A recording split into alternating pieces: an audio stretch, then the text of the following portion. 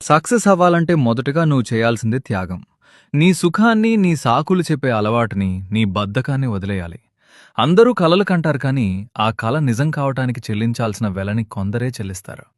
నువ్వు పడే కష్టం చూసి అందరూ ఎందుకింతలా కష్టపడుతున్నావు అని అడగొచ్చు. వాళ్ళకి తెలీదు.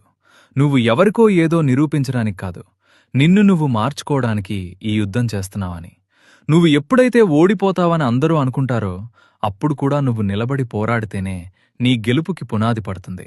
గుర్తుంచుకో, నువ్వు ఉదయాన్నే 4 గంటలకు లేచి ఒంటరిగా కష్టపడుతున్నప్పుడు నీకెవరూ చప్పట్లు కొట్టరు. కాని గెలుపు అంటేనే అది. విజయం అనేది పైకి కనిపించే మెరుపు మాత్రమే కాదు, లోపల నిరంతరం జరిగే పోరాటం. నీ భయంతో, నీ బద్ధకంతో, నీ పాత వెర్షన్తో నువ్వు ప్రతిరోజూ యుద్ధం చేయాలి. ఒక్కసారి నిన్ను నువ్వు గెలిస్తే అప్పుడీ లోకమే అంటుంది, ఎవరో అనుకున్న ఈ మనిషి ఈరోజు ఒక చరిత్ర సృష్టించాడని.